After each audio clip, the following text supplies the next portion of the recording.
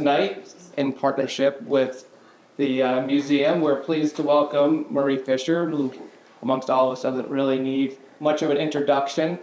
And tonight we'll learn about his efforts in the Rewild, half of his yard in Westchester County, which I've been to, and I've seen this great thing, and in this transformative experience that he's created this beautiful, outdoor wildlife, natural habitat, and turn it over to Murray because he doesn't really need an introduction amongst all of us. Thanks, Murray. No, thank you so much, Sharon.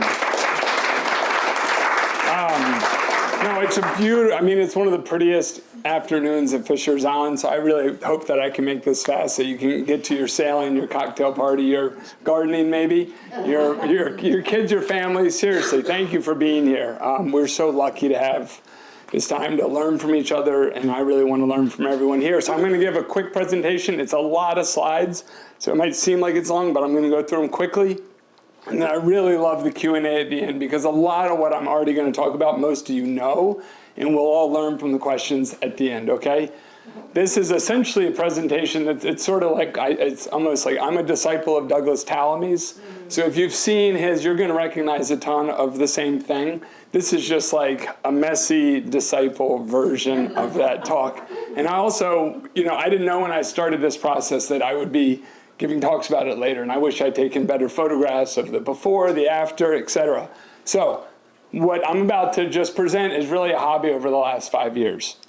Hobby, this isn't my full-time job, although that'd be fun if it were. Just quick, everyone here really knows about a third of the crowd here I'm related to. I moved up to New York from Virginia to work for Riverkeeper, then was inspired by Riverkeeper to start the New York Harbor School to try and get more kids engaged in the marine environment. Then we moved to Governor's Island. We had made a very important hire, Pete Malinowski, as an aquaculture teacher.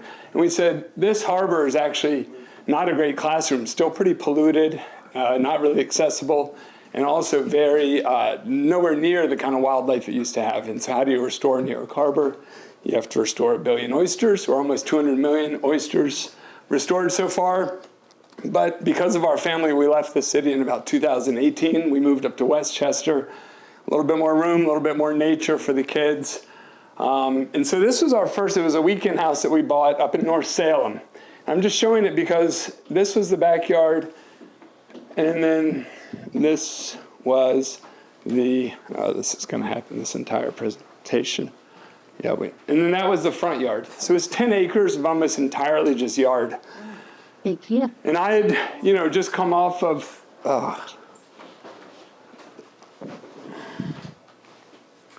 wonder how we're going to do this. Up, so maybe. I don't know why that's doing that. I had just come off of obviously trying to restore New York Harbor, and I thought it'd be a lot easier to just restore a yard. I read this book, E.O. Wilson's Half Earth, which I really recommend, which laid out a really crystal clear, simple vision that if we can preserve half of the planet for wildlife, we'll save 80% of the species. Really clear case for it. And then I also read Douglas Tallamy's Bringing Nature Home. Show of hands, how many people have read Bringing Nature Home? Not everybody. This, oddly, I did not think that a book could change my perspective on ecology. I thought of myself as like a nature guy my whole life. Totally changed my perspective on nature for reasons I will get into later, but it established this really fundamental link between native plants as the food source for insects, which are the food source for all of our terrestrial ecosystem, and that we've removed native plants by all of our managed landscapes, particularly our yards, which means we've sterilized them. And so our dwindling bird numbers are really the things we have so much control over, which is just what we have in our yard. So that was a really an aha moment for me, and I said, we've got 10 acres up here, why don't we rewild half of it? And we had a really fun lawn. Is 40 million acres, largest irrigated crop in the nation. 3 billion birds we've lost 3 billion birds over the course of my lifetime. That's a video. Yeah, that's a hummingbird. And so we spent a couple years just like really rewilding that North Salem place without any concern about the neighbors. I took a year, I was not working for 1 year, and we had the best time. We were removing invasives and burning them in bonfires, catching snakes. That literally is what the lawn looked like after a couple of years. We just let it go completely wild. And I started monitoring on naturals, I talk about that, but we ended up moving to Bedford where we couldn't really do that because we were right in the center of town. And so we had to think of how can we do a little bit more what I think is realistic and practical version of rewilding our yard and try and have the same outcomes. The outcome that I was looking for, and I'm lucky because I had a hyper narrow perspective, is that I wanted to just increase the carrying capacity of wild animals and plants on our 7 acres in Bedford.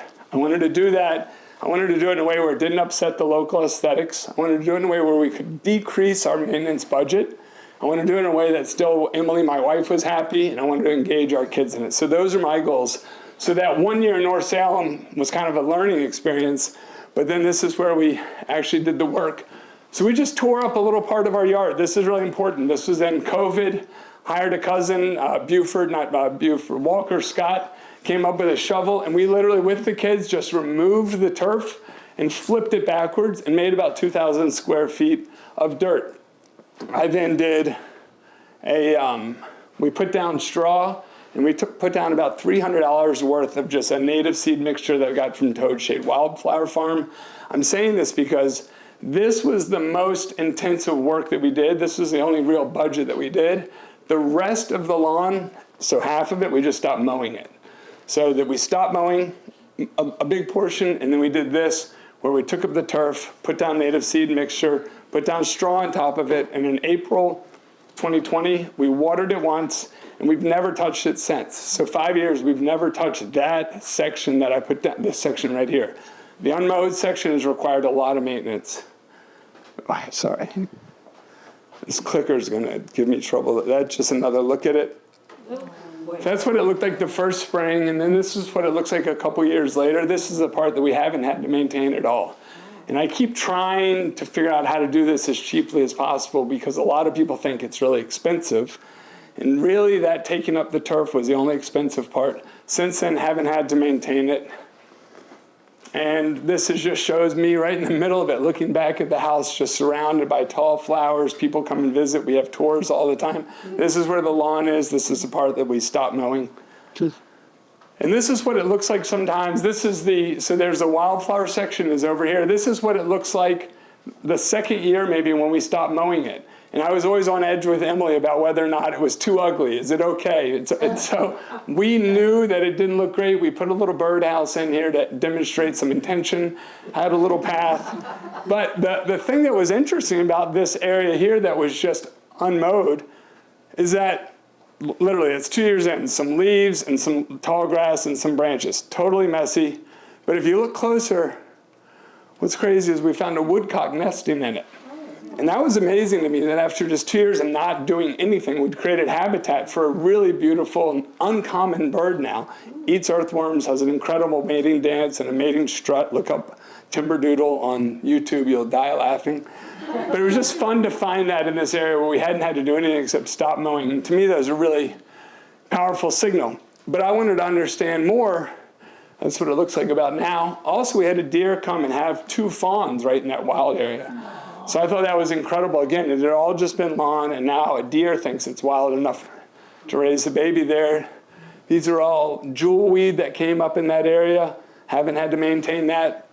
In another section, I tried a little microforest, and it's impossible to see, but I planted 100 native trees. And the idea behind a microforest is that they communicate with each other and increase the likelihood of survivability. So that's what was happening here with some pines and maples. I've got so much to get through. The clicking is going to drive me crazy. This is how we deal with the leaves. I think leaf management is a really fascinating thing because we spend a lot of money, effort, time, machines, gasoline, noise to remove a nutrient off of our land and often put it somewhere else. And then what we do is we end up paying to have a new nutrient in the form of mulch or fertilizer brought right back. So all we do is we just rake these leaves right under the trees, raking leaves under the trees or into our wild area. Literally just take a rake, push it into the wild area, you're done with your leaves. Take a rake, push it right into your, under your tree, and you're done with your leaves. Trees want to have leaves under them. That's their natural state. And they create habitat, and they create insulation for insects to overwinter under the dirt. Removing I think we should strive to not remove anything from our properties. That's the ideal, is you want to have a closed loop within your system. If we're sending compost and stuff away from our place, we're not really dealing with it, and we're losing all those nutrients. And it's much more fun to do it with your kids. So what I did is I was really interested. As we started rewilding, I didn't know what I was finding, and so I had all these different guidebooks. I had a bird guidebook, and I tried to identify it. Then I got an insect guidebook, and then I got a mushroom field guide, and then I had different journals. I was taking pictures. It was so confusing, and I was never going to be able to see how much had changed over time. And someone introduced me to this app called iNaturalist, which I've talked about before. I think I've given a presentation about it.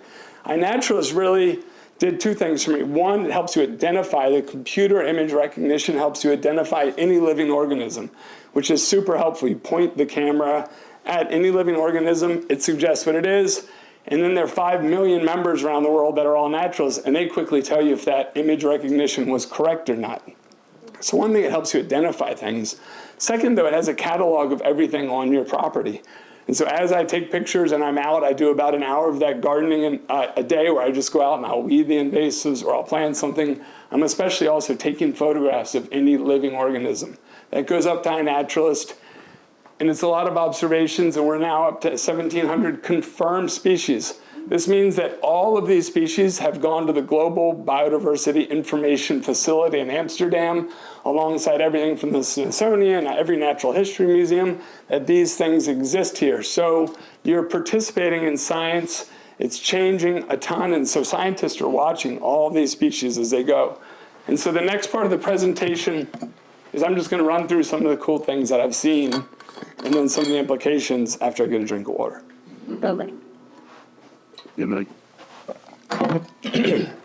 Okay. So we have 39 species of birds. That's a Carolina wren, cedar waxwing, my favorite bird, Cooper's hawk, common grackle, which are oddly now a threatened bird, eastern bluebird from our bluebird nest. 480 species of plants. Again, some of these I've planted, but a lot of them I'm just discovering what they are. This is a cool one, Carolina sweet shrub, deer resistant. I love that plant. White oak, as you know, almost 500 species of caterpillars can eat those oak leaves, which makes it sort of foundational to the ecosystem. Pokeberry, which people think is a weed, but I love it. Mountain man, raspberry, white ash. 48 species of fungi. Some people, what's been interesting about this, everybody is excited about different stuff. I love documenting all of it. I'm excited about all of it. Mollusks, 12 species. This is a leopard slug that you'll probably see a lot. This is a predatory slug that's from Asia, and it'll go out at night really big, and they'll go out and they'll eat all the different snails. And the other thing I've learned, it's so, well, whatever, we can have all kinds of discussion. 6 species of amphibians. It's a wood frog, unfortunately a dead green frog in our pool. It's a 4-toed salamander. It's a pickerel frog, an American toad. 5 species of reptiles. This is a Decay's brown snake. I'd never seen in my life. There it is right in my yard in an area that I just stopped mowing 2 years before. We have snapping turtle, literally came 2 years after we stopped mowing. A snapping turtle came in, dug a nest, like 48 eggs there. Oh, wow. Yeah, and you just sort of like, why were we mowing that? Red fox, red squirrel, chipmunk, cottontail, American mink. You can ask Emily about the mink later.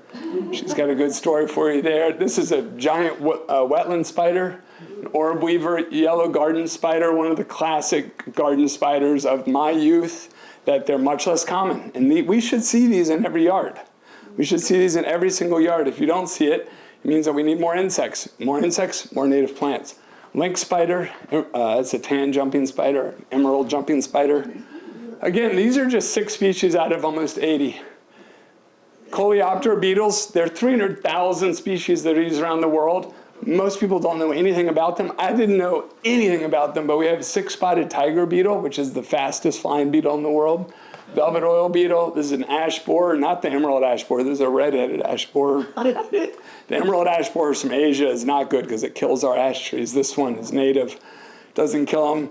That's a brown prionide beetle. This is a clavat tortoise beetle, and a honey locust borer. Again, these things are, some of them are predators, some of them are pollinators. I just learned that we keep trying to put insects into some category to help make them more marketable, make them bad or good. It's so much more complex than this. Which one is good? Which one is a pollinator? Which is a predator? It's way, way, way too complex to figure that out.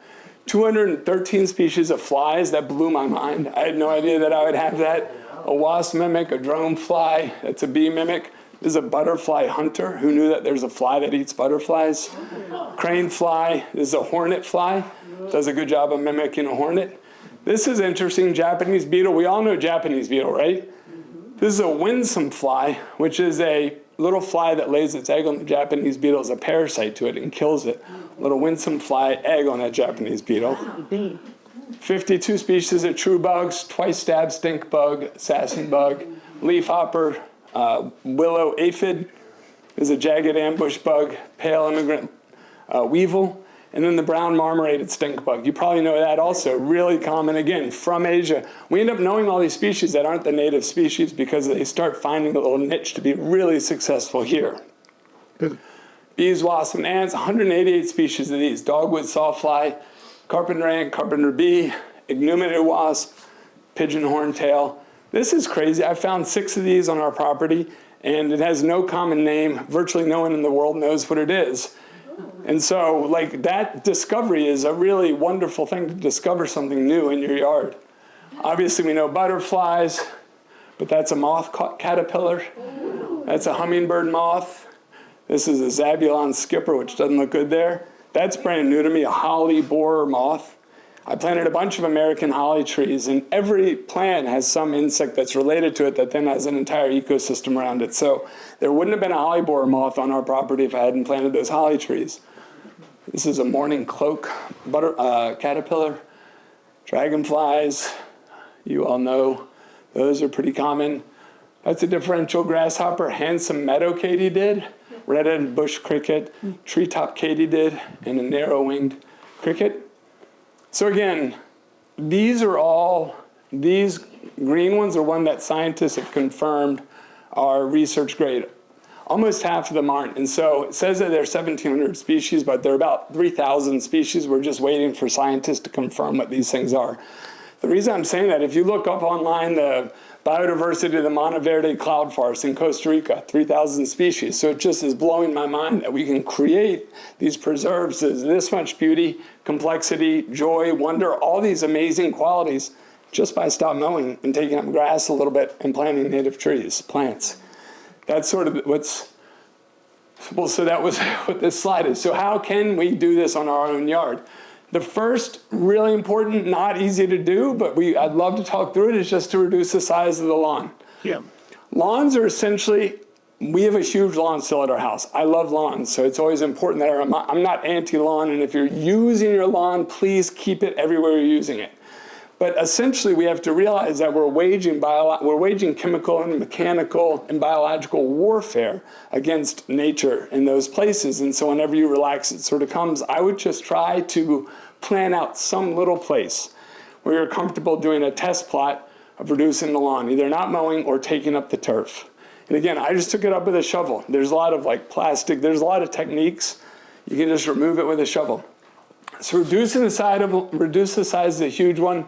And then you want to reduce the machine hours on that lawn, right? We spend a lot of gasoline and machine and money and noise on the lawn that we have. We don't have to do that way. You can just mow your lawn once every 2 weeks, and that's it.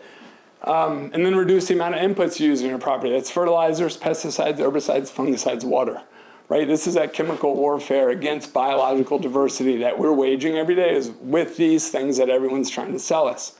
Because a green lawn's beautiful, but all those species I showed you before aren't. It doesn't make any sense.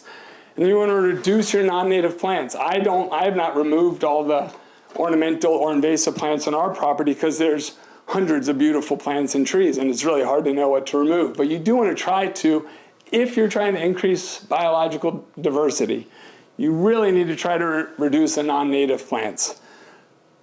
Because the fundamental thing, again, is that they might as well not be there ecologically. They provide almost no ecological benefit. They are sequestering carbon, they have shade, they may have some animal that eats them or insect that eats them. But mostly, if you have the same kind of, I'll show you an example. And then add native plants. That's a critical part. Doug Tallamy's really famous study, I actually read it, it's incredible, found that 96% of the birds in our yards are raised on insects. We've always thought seeds, berries. That's why we sold, in our farm in Virginia, we planted tons of autumn olive because we thought that the berries were good for the quail. But it turns out we sterilized all those areas of woods by planting a Asian plant, and it didn't bring with them the insects, which are what the quail need, or the insects. Every bird needs insects. And in fact, for a chickadee, they found 5,000 to 9,000 insects to raise one brood of baby chickadees. Like, that's the work to do, right? The tent caterpillars, we got to start looking at those as beautiful because that is bird food. But somehow we're still wired. When we see insects doing damage to our plants, we try to kill the insects. And then we wonder why we don't have birds. We have to figure out how to welcome these insects into our lives. And what's been so weird for me is that I inadvertently, in trying to achieve that goal, I inadvertently fell in love with this entire world I knew nothing about until 5 years ago. So here's how you can increase biodiversity. I mean, just another way to kind of hit the point home. This is an American elm, which is a really rare tree now. This is a mourning cloak, which is a specialist on this host plant. Mourning cloaks become this beautiful mourning, like mourning, M-O-U-R-N-I-N-G. And this is a Carolina wren that eats these. If you had this same, a lot of people plant Siberian elms because they don't want the pest, or they want whatever it is, or they want it to live longer than the American elm. But then you take that away, you take that away, you take that away. We gotta just start putting these native plants back into our landscapes and start observing and finding out what happens when we do that. Again, so I just wanted to emphasize, obviously, family is inspiration. This book, Half Earth, is huge inspiration, and then bringing nature home. That is, to me, one of the most important things. And then iNaturalist is the best way to document these things because you can catalog it over time. You can look for me. That was my call handle when we were kids growing up in Goochland. We had radios to communicate to each other. Mine was Swamp Chicken, so that's still my handle there. Planet Wild is a company I'm a partner in. They're based in northern Westchester. I wanted to find community in this because I was doing it by myself, and I was like, this is thrilling. Other people might want to do it. Planet Wild is a company that I'm a partner in that was already doing that is trying to expand beyond northern Westchester and helping people on this transition. Because I say it's really easy, but every time I say that, 10 people have stories about how it's not that easy. So if you do want help, there are professionals all over the place. Planet Wild is one of them that I'm a partner in.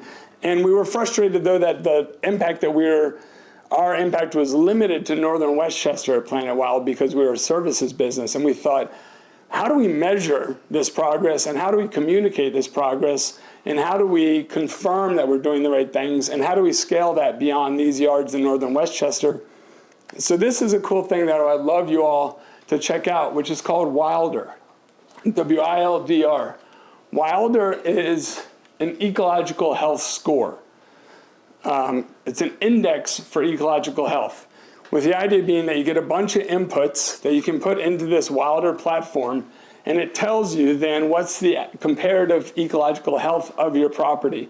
This is an exciting development because that's something that you can share more easily, and then it's something that you can get recommendations for improving. For example, if you get a 75 out of 100 Wilder score, you can improve it by doing a variety of things, and we can give you guidelines and tips for doing that. So Wilder is something that we're going to be releasing. You'll probably hear about that also. You can find that. And if you want to look at it, that's a QR code, or planetwild.com, Wilder. But I don't want people to think that, like, this is my attempt to find community and scale with what I've experienced with this rewilding our yard. And with 40 million acres a yard across America, it would be the largest national park in the country, and it is essentially the largest crop in the country. And so we have such an incredible opportunity if we can bring all these different yards together to sequester tons more carbon and to create habitat for thousands, literally thousands of species on each piece of property. And I think, Fisher's Island is one of the best places for being able to study this kind of change. We're so lucky that we're measuring change. We've preserved so much land. And I'm really interested in, essentially what's a little strange is that we have preserves that are protected, and then we have yards that are treated totally different from the preserves. I think it would be cool, no, not going to push the museum and the land trust too far, but I think it'd be really cool if you could opt into the preserve and say, I live over here, I don't want to maintain my 4 acres of lawn and hydrangea any more than anyone else does.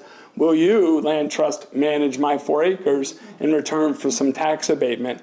And then all of a sudden you have the house, you still have the access you needed, but some portion of your property becomes part of the preserve only because I would love, I think there's a middle ground that we need to find between how we're currently managing our yards and the preserve. Same thing in Bedford where we are. There's the Mianus River Preserve is gorgeous, really well preserved, but all around it are 6-acre estates with huge, no connection to the ecology of the Mianus River.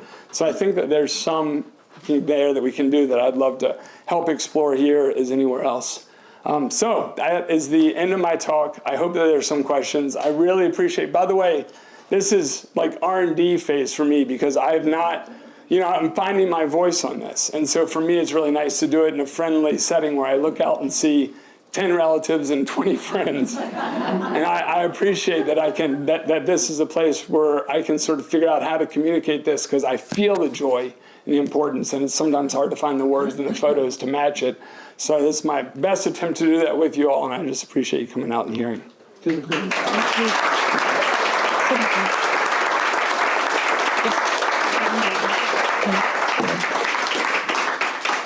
And I hope there are a lot of questions, and if you have questions, this is apparently a... How do you feel about Japanese knotweed? I'm terrified of it. I luckily do not have it on my property. What was the question? How do I feel about Japanese knotweed? So I'm going through a little bit of a transition in my ability to tolerate these things because I tried so hard for so long to eliminate every not native, ornamental, invasive, whatever the name is, plant. And it was just, I hated fighting nature all the time. I just sort of tired of it a little bit. And so I'm trying to, especially in places where I don't worry about it aesthetically, I'm trying to be a little bit okay with that mugwort that hasn't gone away. And being a little bit okay that there's Moro's honeysuckle, which is the bush honeysuckle. It's all over this island. I mean, believe it or not, the 2 honeysuckles are both from Asia, Japanese honeysuckle and Moro's honeysuckle. So if you see honeysuckle providing almost virtually no benefit to wildlife, but all these different bushes that it's hard to fight them all. Knotweed might be one that I would fight because it's pretty terrifying how it can take over. I'm just lucky we don't have it on our property. So I would urge, try your best, but also find your own sort of zen with it because there's something awful about fighting a plant, particularly because like mugwort is one of the most important medicinal plants in Asia. And knotweed is terrific to eat. And so it's just funny that we haven't, our knowledge of how to use these hasn't caught up with our sort of hatred of the plant. So that's my, whimsical answer. Yes. Do you have a plan for adding plants each year? And do you have a plan to get more than 50% of your property? I think the more than 50% is an ongoing conversation with Emily, if she's back there somewhere. I think her point on that is it's got to look, for us to keep adding more, it's got to be prettier, which means it has to be more designed and you have to be thoughtful about mimicking all the things that we're used to loving, right? With the lines and the colors. You can do that with native plants, but it takes money, it takes a design, it takes someone to install it, it takes buying the plants. I'm trying to do it partially because I want it to be easy for everyone to do. I'm trying to do it really cheaply, so I have no plan. All I do is, what I do is in the summer, I walk through the whole wild area, which is some of it is just tall grass, some of it's becoming forest, and some of it's meadow. Actually, it's all pretty different, but I walk through it and I'll just with my hands hand weed the invasives, take pictures of stuff, maybe try and protect some little oak tree if it came up by throwing some dead multiflora rose around it. It's all very, it's just with my hands. And I think that's important only because really anybody can do it. And that weeding, that selective sort of curating, I only do about an hour a week in the summer. That's it. Otherwise, I don't want to spend more time doing that. And so let it be what it's going to be. Also, we have the advantage of, again, I'm trying to create it wild, not just beautiful. And because we're trying to give this 50% back to wildlife. And so it's okay with us where we are that it's going to become forest. So you're sort of witnessing succession. And so most of it is unplanned. It's just we're letting it go and trying to just keep the invasives at bay. We have like Oriental, bittersweet, porcelain berry. Those are some of our bad ones, actually. Yes, Sarah. What about pulling up the invasives that you don't want and leaving them on your property? How do you leave them? I just leave them right there, Dad. Yeah. So mugwort, we could pull up and just leave piles. Yeah, I leave it in piles right there. And let it go to seed. Yeah, I get it before it goes to seed. When it goes to seed, it's a whole other thing. But I mean, some places, like you're putting it in plastic bags. Like to me, that's counterintuitive. I don't know. I think it's really important to try to sort out dealing with the invasives on your property. Yeah, Annie. How many hours a week do you spend? So I have two things I do. One is I go out. There's so many parts that I meant to talk about. I started doing this, and I said, iNaturalist is an app on your phone. I hated the idea of that. But what I did is I said, well, I'm going to delete Instagram and Twitter. And this was actually in like 2018, so it was after I had like spent time thinking I was making a difference on Instagram and Twitter with the election and everything. I was like, you know what? I'm going to try to have an impact on like this immediate part of the earth, because it's so hard to know how to have an impact on the rest of it. I spent years retweeting stuff. What was I doing? This way, I'm like, I'm taking a picture of this thing was here, and I'm removing this thing. So I'm about an hour a day in the summer on iNaturalist, taking photographs and uploading those. And then about an hour a week weeding invasives. Okay. That's it. And the reason I say that is because it's important, like to walk through there and to pull out that and leave that and take that. It has not been too much for these 5 years. And it's about, so our total property is 7 acres. The lawn was originally half of that, so call it 3.5 acres. And then half of that is what I've rewilded. So 1.752 acres is wild that I walk through and sort of curate. Yeah, Courtney. What are your thoughts on using goats to pair invasive? I think it's like anything that seems like it's too good to be true is. We tried that. I mean, first of all, you have to be very smart to keep goats doing what they want. What you want them to do, because they really are good at doing what they want to do. We were trying to have them do that on our property, and they ended up finding our one outdoor table, which apparently was made out of like mahogany, and just eating that every day, which just shows how completely opposite of what we wanted them to do. If you have someone who has a business and they have the electric fences that they can move, I think it's a fine way to clear out invasives, but also. But it doesn't get the roots. It doesn't. No, it doesn't get the roots. It's sort of just, it's like grazing. Mm-hmm. But also the other thing that I've noticed is one of the, I think, negative consequences associated with this anti-invasive ethic is that I see this happen, it's happened some here, I see it happen in Bedford. There will be entire areas of what I say are wild, messy, lots of different stuff in there. And it'll be all cleared out except for like 2 trees, and everyone will say, oh, it's full of invasives. Has anyone heard that? Mm-hmm. That's, I think, a new problem associated with saying how bad invasives are, that people will go clear them out, but what do they put in their place? Grass, which is the worst invasive. Turf grass, we're covering, all of our managed areas with turf grass, which has virtually no ecological benefit. Again, soccer, picnics, views, awesome. We have a big yard.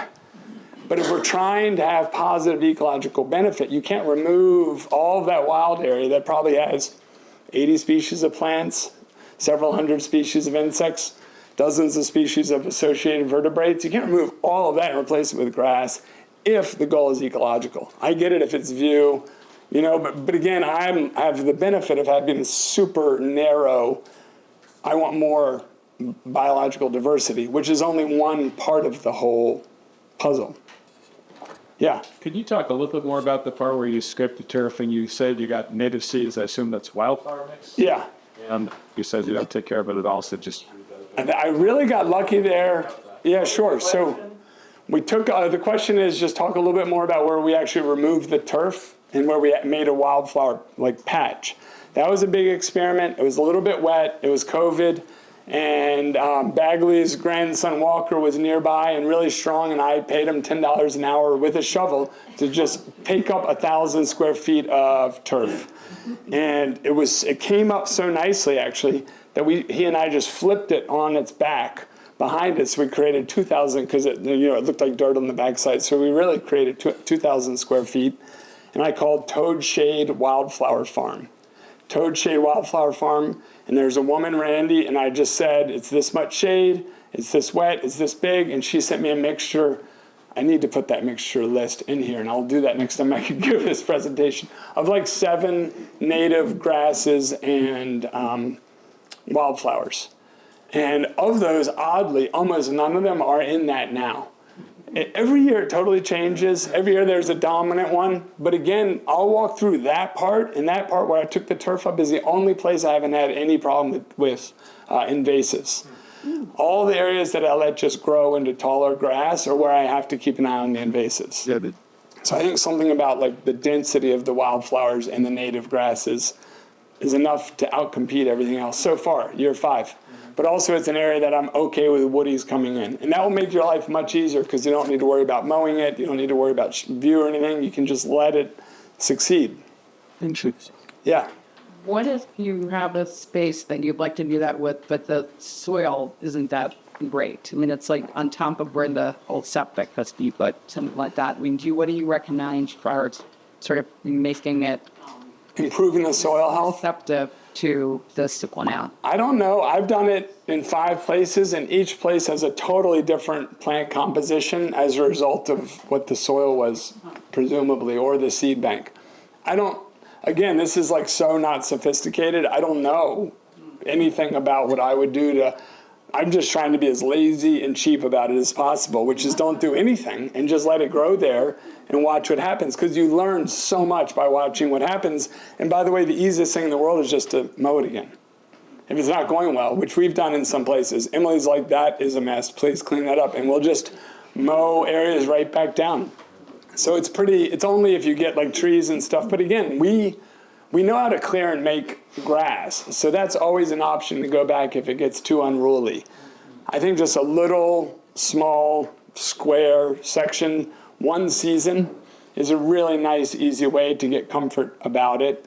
And you can document it and see what change has happened. And that's what I would recommend for anyone. Yeah, Tori. This question could reveal my ignorance, but I'm more versed in human ecology than that. I struggle sometimes with the language about nativism, because I hear it with a political lens. Yes. And yet I hear what you're saying is that by excluding foreign plants, we're increasing diversity, which is something I can get behind as a political concept. But I don't really understand the sort of the underlying science of that. Can you help to convince me of that? Yes. No. Thank you. And like if I can't do this, then everything's lost, because this is really important. And this is what Doug Tallamy's whole book is about. Is that the plants that are indigenous to this area, which might be an easier, preferable word, that are indigenous to this area, all of the animals have, every plant is toxic because it doesn't want to be eaten. Their leaves, they create toxins in their leaves. And so all those insects that you saw and the thousands of other species all have evolved different ways to be able to cope with that toxicity in their body. And so every single plant has dozens of insects that eat that plant. It's a host of dozens of species of insects. When you bring in, for example, in our yard, we have a sugar maple, right next to it a Norway maple, right? Norway maple's from Norway. Sugar maple is our native sugar maple. They look really similar. Bark's different. Leaves are really similar. The Norway maple is taking advantage of this new ecological niche. It leafs out earlier. It creates toxicity in the ground so nothing lives below it. Its leaves stay on longer, and nothing eats its leaves. Not a single insect can eat its leaves because they're toxic. So you'll look at a Norway maple leaf, every single one of them is perfect. The sugar maple right beside it, every single leaf has dozens of sign of what we call herbivory, which means something's been eating it. I mean, we even found all of our Norway maple saplings were getting eaten entirely, and we found out it was leafcutter bees, which are these bees that I didn't know exist that go and they chew up the leaf and they take it back to their larvae. But just another weird part of the ecosystem that we didn't know. None of that is happening over here. And so literally on a Norway maple, 85 species just of Lepidoptera, which is caterpillar. You mean Sugar maple, 80 species of just Lepidoptera, which is butterfly and moth caterpillars, eat those leaves, 0 on the Norway maple. And so we have a choice if you go to a nursery, right? And you want the shade, you want all the benefits of beauty. We have to just start asking for these native plants because they provide this whole other benefit that we weren't really aware of previously. But could a different approach be, let's bring in also the non-native insects? Yes. We want to embrace the idea that ecology is changing and we're not just trying to preserve what came before, but we're... Over time, that's happening anyway. That's happening. Everything comes over in the dirt, with the nurseries, in the trees. It comes over from Asia and Europe. So that exchange is already happening. What I would argue that we have some responsibility to do is, if we have a choice, that we're driving extinction. This is the second biggest driver to extinction now. So the first biggest is just land degradation. But the second biggest is now not native plants that are becoming more monocultured. Of like now Norway maple's the dominant shade tree east of the Mississippi. So all of that insect production has been taken away. And what is happening is there are insects and other things coming from, along with them, but it's nowhere near the diversity and abundance. And so if you look at it from that chickadee's perspective, if the chickadee's flying over, literally the mother chickadee flying over a yard, she can see, they now know that she can tell if insects are eating the leaves of the trees. And if she notes insect herbivory on the trees, she'll stop and she'll make a nest and she'll decide to raise her family there. But if not, she has to keep flying on. So I think if you look at it from the perspective of more food for birds, it's sort of a good case for welcoming those native trees back in our landscapes, because we've chosen against them. We've chosen the ornamental ones because they're beautiful or because they are pest tolerant. They don't have all of those qualities.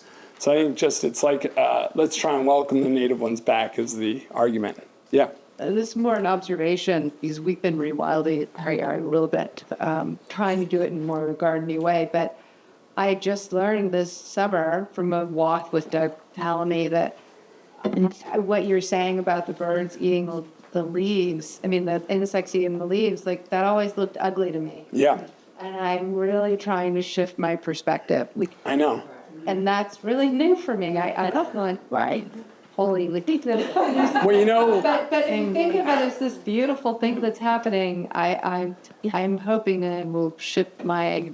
Totally agree. Well, what we have, so Emily, my wife, manages a very ornamental part of our yard that has... I'll show you. It's beautiful, and it's got lots of flowers, and she doesn't want a bunch of bugs on those things, and so she'll remove them or she'll spray the soapy water. So there are areas that we do manage like that, but sort of the rest of it, we're becoming more comfortable with the idea of more bugs is better. Yeah. And that's just a wild thing for a society that's intended to kill them as long as we've been around. And so it's sort of how do we... for example, for these 5 years, I've been this close to thousands of wasps every day and I haven't gotten stung yet. I think that it's becoming more comfortable living with other creatures is sort of the fundamental thing that we're trying to do. But I agree, it's sort of what does it look like and beautiful. I have no idea about time because I could do this for a long time, but we have a lot more questions back here. And also a lot of your white apples on the island. Yes. What about just eliminate? I know. It's a great question because they reproduce so well and nothing eats those saplings, whereas the sugar maple saplings disappear. All that's happened to me is I've just been humbled by even trying to figure it out. I think that it's a case-by-case scenario, but I would be sure about what you're replacing it with, you know? Right, but if you do nothing, then maybe more Norway maples will come back. I guess just not, as long as it's not lawn. I think that's to me, the frightening thing that I've seen happen is a lot of the places where people have been convinced to remove invasives, they replace it with something easier to manage, which is lawn. And I think that the Norway maple stand is probably better than lawn. It's a toss-up. Ecologically. Yes, Barbie. The biggest challenge I had, and I'd done in Delaware, what you have done, and it worked very nicely. On Fisher's Island, it's almost impossible. I took an area between the house on the hill and my house where I am, and decided we're no longer going to mow it. We put in all sorts of wildflowers, and within 5 years, we had so many, and not in, well, the invasives here. Right. All of that clematis and all of the stuff that the birds drop seeds, and it became such a nightmare and such a mess, we just went back to mowing. Yeah, well, I think that's a very common experience. And I don't, again, we're only 5 years into this, and I can't pretend to know the answer. I think, obviously you can mow it. Some places you can just mow it high once a year if you want to maintain a meadow. That's what some people do. Tried to do that, and it just Even that became didn't work. just a nightmare. Well, maybe that's talking to the land trust and the conservancy about their help, because that is what they do. Such a good idea. Yeah, because we have professionals that are managing those places. So if someone could say, "Will you manage my area like you manage the preserves?" Maybe they could have We did all that. same things. Yeah, and it just was very difficult. Yeah. Well, again, if it is too hard, we can go back to lawn. We will learn. Absolutely. All right. Any other? Okay. So how about two more questions, and then probably we need to. Yeah. I just have a comment that Sure. probably lost its thread on inappropriateness as the conversation has gone on. But my friend Colston Burrell in Virginia says that every invasive plant is native somewhere. Yes. That's a good way to put what Tori was saying. The same. Yeah, absolutely. And by the way, it's not a new thing that we're taking. It's thousands of years old that we take plants with us to different places. So I think it's more about it's not that thing is ethically bad or whatever. It's just that for this area, if we want to manage for more biological diversity, we have to provide more food for the insects. Yeah. I'm just being a devil's advocate on my board here, but you see a spotted lanternfly, what do you do? That's another hard one. I've gotten zen about it. I'm like, they're part of our ecosystem. There's zero chance that we're going to stop that invasion. Spotted lanternflies have, come from Asia, and ailanthus trees are their host trees, but now we found them on 150 different species here. And so far where we are, I've come to terms with it. Emily still kills all of them. So I think it's person to person. I don't know what to say. We've never been able to stop that kind of insect invasion. And again, it's part of the changing ecology and diversity. Okay, I think that's good. You all are awesome. Thank you so much.